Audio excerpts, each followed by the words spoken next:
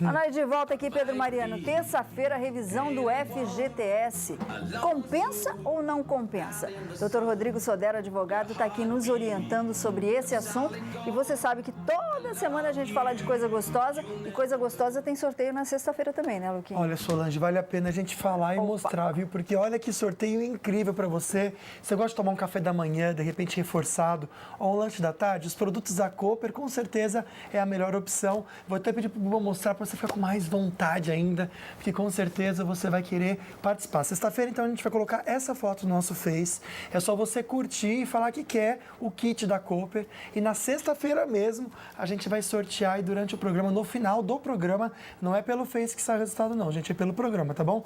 No final do programa, a gente fala quem foi a pessoa aí sorteada nesse kit tão gostoso que dá água na boca só de pensar. Bom, vou preservar o nome aqui da pessoa, mas diz que ele trabalha na Prefeitura de Campos do Jordão. E ele foi ver o valor dele, só tem R$8.000 guardado lá no FGTS. Há 20 anos? Isso, há 20 anos, Sol, bem lembrado, há 20 anos. O amigo dele, que trabalha ao mesmo tempo, tem R$28.000 guardado. Aí foi até questionado aqui o salário se era o mesmo. Ele disse que na época a diferença era entre R$150 na moeda de hoje. Tem como R$150 fazer tanta diferença assim? Ou seja, os dois trabalham ao mesmo tempo, um tem R$28.000 no fundo de garantia, o outro tem R$8.000. Acho que uma primeira questão que a gente tem que analisar é se ele fez algum tipo de saque desse fundo. Me parece que não, né? Não. Se ele não fez nenhum saque do fundo de garantia, é interessante que ele leve esse extrato analítico para que um advogado analise e eventualmente ingresse com a ação contra a empresa ou contra o município que ele está vinculado, para que seja feito o depósito correto do fundo. Mas que é estranho, a princípio, realmente é estranho. Então não mexe com a revisão antes de corrigir esse valor, não é isso? Olha, eu acho que as coisas podem ser feitas concomitantemente. Ele pode levar isso à análise de um advogado que vai orientá-lo corretamente. Vale lembrar sempre, gente, a gente sempre dá esse toque aqui no Falando Nisso. Se você não tiver condições de contratar um advogado, tem a Ordem dos Advogados do Brasil, as faculdades de Direito, Defensoria Pública, que fazem essa orientação totalmente de graça para você, tá bom? Só a Luciana fez um comentário interessante aqui, que ela está revoltada porque é algo que é direito dela, é uma revisão porque algo foi feito de errado e ela vai ter que pagar alguém para ajudar ela a fazer, porque ela não consegue fazer isso sozinho. Você acabou de falar desse advogado, dica, né? Mas tem como, de repente, a pessoa exigir isso do governo ou não?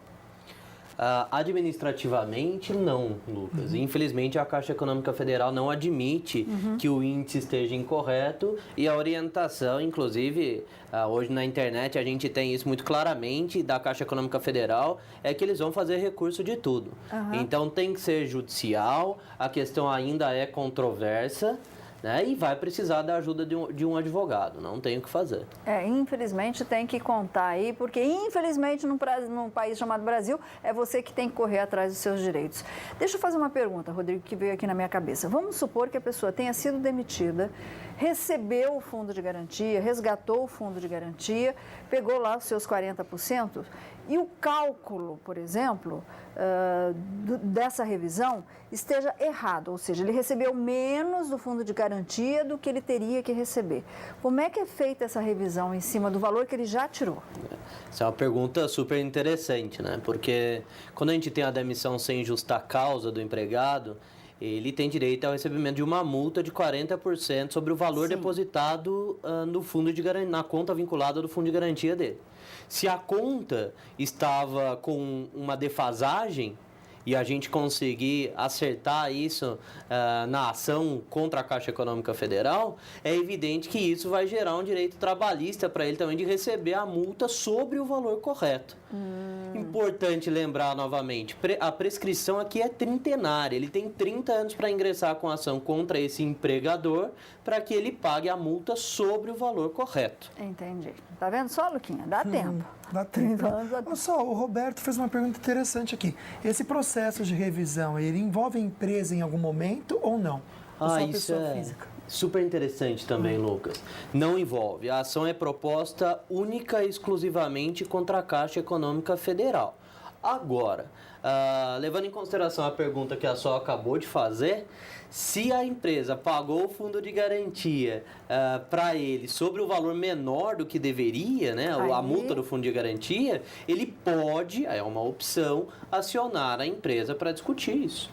Pode ser que quando a gente esteja fazendo o cálculo, vamos lá, eu quero receber, vou fazer meu cálculo. Aí você vê que não tem nada para receber ou é muito pouquinho que não vale a pena com as custas do processo? Olha só, nada para receber é bem difícil. Eu vou te dar um exemplo dos índices do ano passado, tá? A TR, que é o índice que o governo utiliza, que a Caixa Econômica Federal utiliza hoje para corrigir a conta do fundo de garantia, ela fechou o ano com 0,19%. Em 0,19%. O IPCA, que é o índice oficial que mede a inflação hoje no Brasil, um dos índices, ele fechou em 5,91%. Diferença. Então a diferença é enorme. Quer dizer, poder de compra nenhum. A gente está perdendo todo, né?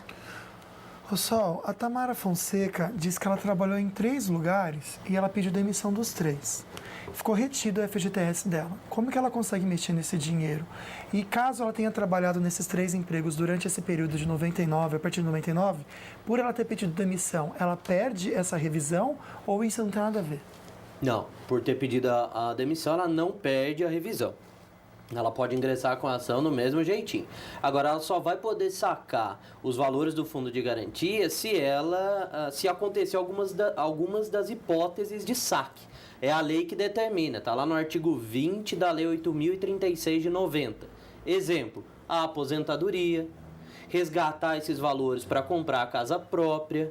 Doenças também, né, consideradas graves, como câncer, algumas AIDS, situações têm legislação específica.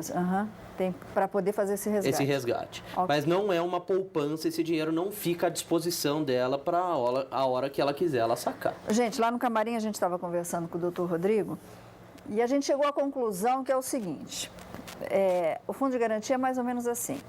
É uma poupança que você faz mensalmente, obrigado, porque sai do seu salário. E quando você vai resgatar o que você tem direito, o valor é bem menor. É simples assim. Entendeu, Luquinha? Mais ou menos a coisa, como é que funciona? Eu quero saber mais sobre isso no próximo bloco. Pode ser que eu não estou entendendo isso não, né, gente? Como assim? Se eu ponho R$100 por mês, tinha que ter R$1.200 no final do ano, né? Mas... E juntar assim, não, tá errado. Isso a gente vai conversar sobre isso no próximo bloco, por isso não sai daí não.